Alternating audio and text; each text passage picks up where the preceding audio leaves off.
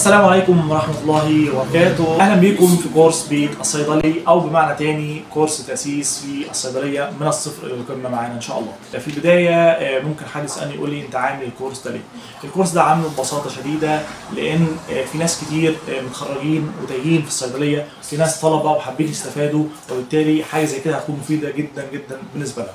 إن شاء الله أنت لو من الصفر أو من تحت الصفر كمان مش عارف اي حاجه خالص في الصيدليه، معانا باذن الله هتعرف كل حاجه في الصيدليه، وهتقدر بعد الكورس باذن الله اوعدك انك تقدر تشيل شيفت لوحدك في الصيدليه وتخش الصيدليه بقلب جامد معانا من غير اي مشاكل، من غير اي احراج، من غير اي جمايل من حق.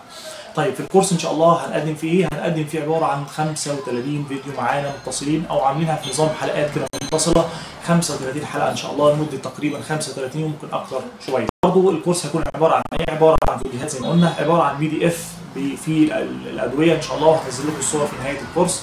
يعني هيكون عباره عن تحاليل طبيه، هناخد التحاليل كده واحنا بنتكلم اثناء الكورس، برضو كل موضوع بالحاله بتاعته وهنتكلم عليها، نطلع الادويه ازاي والكلام ده كله ان شاء الله.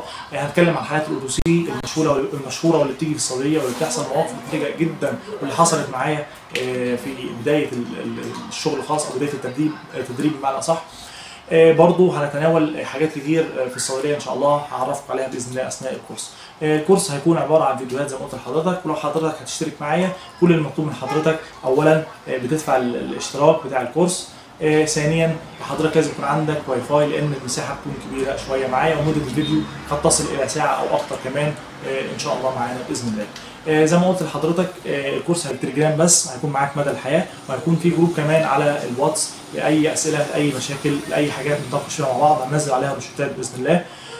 كل اللي طلبه من حضرتك ان شاء الله لو هتشترك تحول لي على فودافون كاش المبلغ اللي هقول لحضراتكم عليه ان شاء الله لما تكلموني باذن الله، ولو حد جاب حد معاه برضه هيبقى فيه خصومات باذن الله ان شاء الله معانا. الكورس هيكون معاك مدى الحياه ان شاء الله، واي اسئله اي استفسارات تقدر تسالني في اي وقت.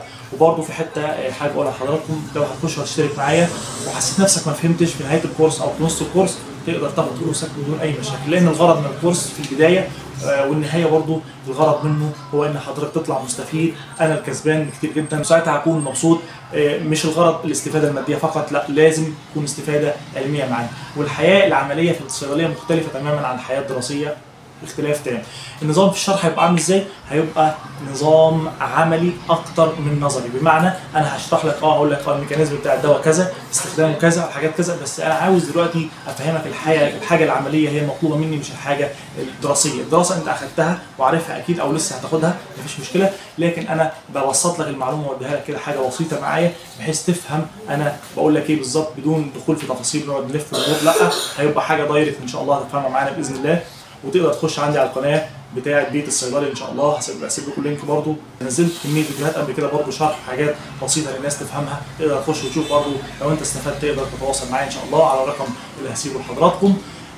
كده يعني نكون قلت كل حاجه يعتبر في الكورس. ولو حد عاوز يستفسر عن اي حاجه يخش يكلمني برضو على الرقم اللي هسيبه.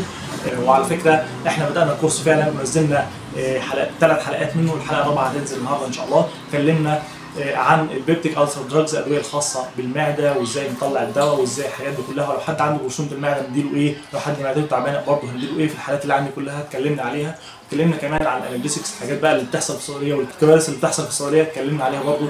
والفيديو اللي هينزل ان شاء الله هنتكلم فيه عن انتي هايبر ليبيديميك دراجز، الادويه الخاصه بالدهون. بعد كده هنتكلم عن ادويه الضغط، وهنتكلم في سلسله فيديوهات ان شاء الله معانا. هسيب لحضراتكم برضه المواضيع عندكم بحيث تشوفوها وننزل عليها ان شاء الله. هنتكلم عليها من اول حلقه لغايه اخر حلقه معانا ان شاء الله. وبكده هنكون خلصنا فيديو النهارده، نشوفكم في الفيديو الجاي، والسلام عليكم ورحمه الله وبركاته.